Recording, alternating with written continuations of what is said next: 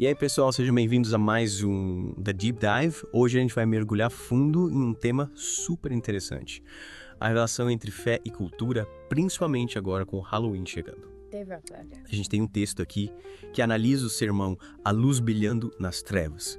E ele coloca um contraste bem intrigante. De um lado, a gente tem o Halloween com suas raízes históricas ligadas à escuridão e superstição, e do outro lado, chamado cristão para sermos tipo faróis de luz. Como é que a gente, como pessoas de fé, pode lidar com um mundo que meio que abraça os dois, sabe? A luz e as trevas ao mesmo tempo? É uma questão bem profunda. De um lado, a gente tem essa festa, o Halloween, que tem origem lá nas tradições celtas. E elas davam muita ênfase pro lado obscuro da vida. A morte, os espíritos, o desconhecido. E por outro lado, a gente tem a mensagem cristã, que é totalmente oposta, né? De luz, esperança e a superação desses medos. É verdade. E quando a gente fala dessas raízes históricas do Halloween, muita gente pode surpreender com a época que isso tudo começou. Sim. E quais eram as preocupações dessas culturas antigas? Você podia falar um pouco mais sobre isso? Ah, claro. O Halloween, ele tem suas raízes lá nas antigas tradições celtas, e para eles, a morte, os espíritos, os mistérios do além-vida, tudo isso era muito importante. Eles faziam festivais para marcar o fim da colheita e o início do inverno, um período que eles associavam à morte, né? E à escuridão. Era como se fosse uma forma de reconhecer, de quem sabe até apaziguar essas forças poderosas. Entender. Por exemplo, tinha o festival de Samhain. Isso, eles acreditavam que nesse dia a fronteira entre o mundo dos vivos e dos mortos ficava mais fraca e os espíritos podiam vagar pela terra. Caramba. Então não era só fantasia e doce, né? Tinha um medo mais profundo, mais real ali. Exatamente. Para essas culturas antigas, a morte era uma coisa presente o tempo todo. Sim. A vida era muito frágil, né? Sem dúvida. As forças da natureza pareciam imprevisíveis, perigosas. Então faz sentido que eles criassem rituais e crenças que ajudassem eles a entender e lidar com esses medos. E é interessante ver como esse medo do desconhecido se conecta com a mensagem do sermão, né? Que fala pra gente se voltar pra luz, pra fé, pra superar esses medos. É fascinante, né? Esses medos ancestrais, mesmo que a gente expresse eles de forma diferente hoje, ainda estão presentes na gente de alguma forma. Sim. O desejo de entender o que acontece depois da morte, o medo do desconhecido, essas são experiências universais. Com certeza. Todo mundo passa por isso em algum momento. Esses temas, né? Da nossa finitude, da busca por significado, da luta entre a luz e a escuridão, eles estão presentes na história da humanidade. E continuam ressoando na gente até hoje. E é aqui que a coisa fica interessante, né? A mensagem cristã, ela traz uma perspectiva completamente diferente sobre esses medos. Totalmente. Não é?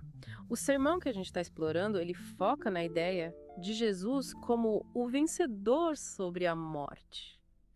A ressurreição dele, de acordo com a crença cristã, significa que a morte não é o fim.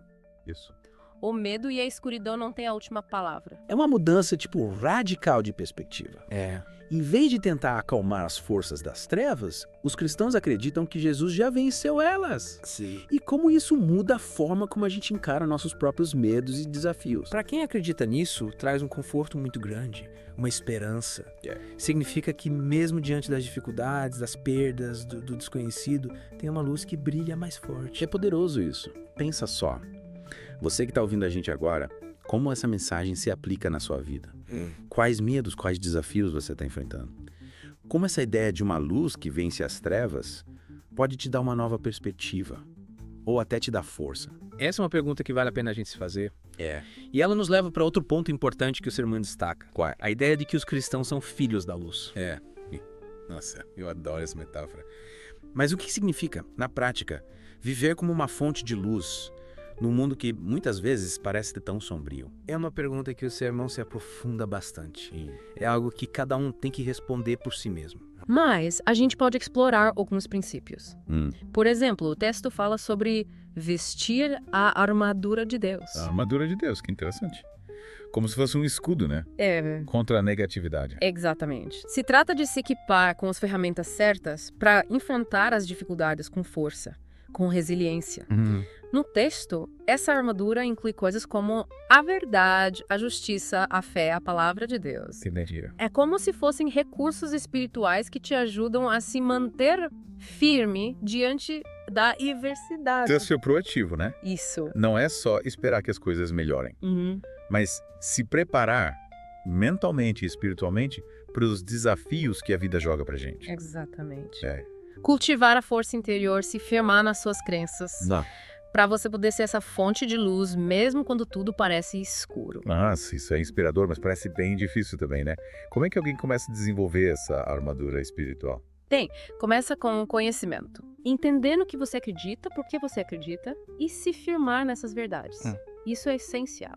E você que está acompanhando a gente, pensa bem. Você conhece as próprias crenças. Você já parou para pensar sobre elas de verdade? Questioná-las, fazer delas realmente suas. É uma jornada? Claro. Mas quanto mais você entende a sua fé, mais preparado você tá para navegar por esse mundo, né? É. Complexo, confuso. E aí eu acho que a ideia de comunidade entra em jogo, né? Com certeza. Você não precisa fazer isso sozinho. As pessoas com os mesmos valores que você, que te apoiam, te desafiam na sua jornada de fé. Isso é fundamental. E é aí que entra o chamado a ação do sermão. Não é só sobre refletir, é sobre pegar essa luz e compartilhar com os outros, combater ativamente a escuridão. Exatamente. O sermão diz que a gente não deve guardar essa luz só pra gente. É pra compartilhar, pra iluminar o mundo ao nosso redor. Mas como a gente faz isso, tipo, na prática? Falar é fácil, né? Ser luz, como é que a gente leva isso pro dia a dia? É aí que a gente parte pra ação. O sermão sugere coisas simples. Tipo, Atos de bondade, compaixão, defender o que é certo. mesmo quando é difícil, né? Isso. Isso é Pequenas coisas, sabe?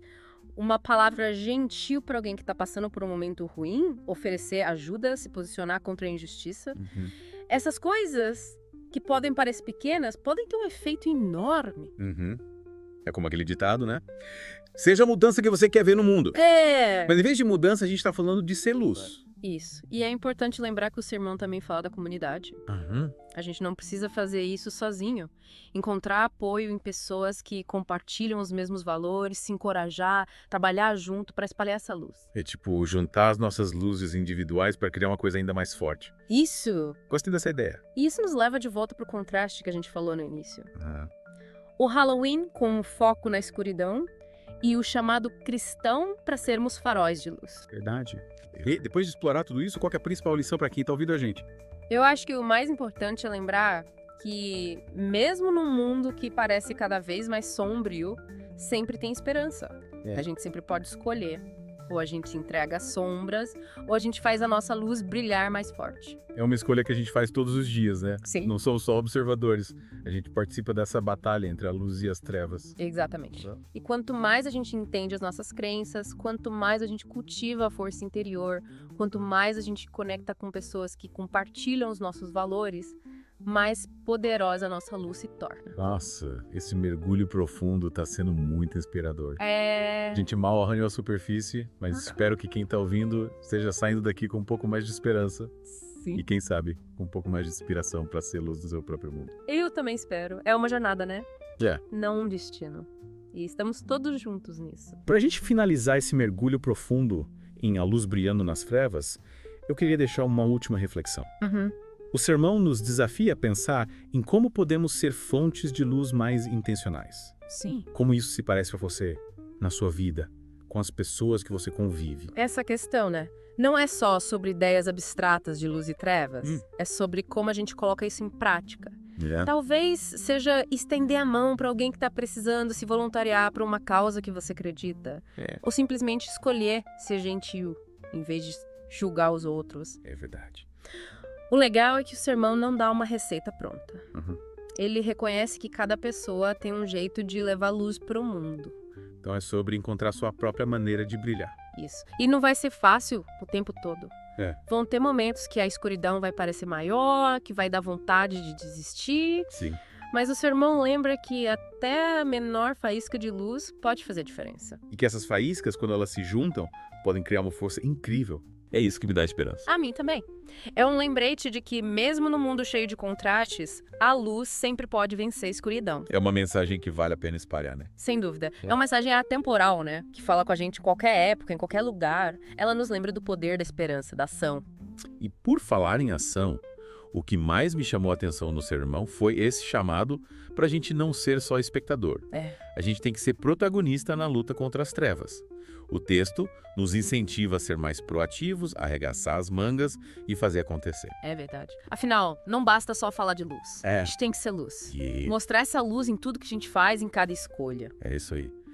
E essa mudança de postura, de passivo para ativo, pode começar com coisas simples. Um gesto de gentileza para um desconhecido, uma palavra de conforto para quem está desanimado. Ou até mesmo se engajar em causas sociais que lutam por justiça e compaixão. É verdade. O sermão nos lembra que, às vezes, o que a gente acha que é um pequeno gesto pode ter um impacto enorme na vida de alguém. É como aquela história da mulher que acendeu uma vela no escuro e, com isso, iluminou o caminho para outras pessoas. Que linda imagem.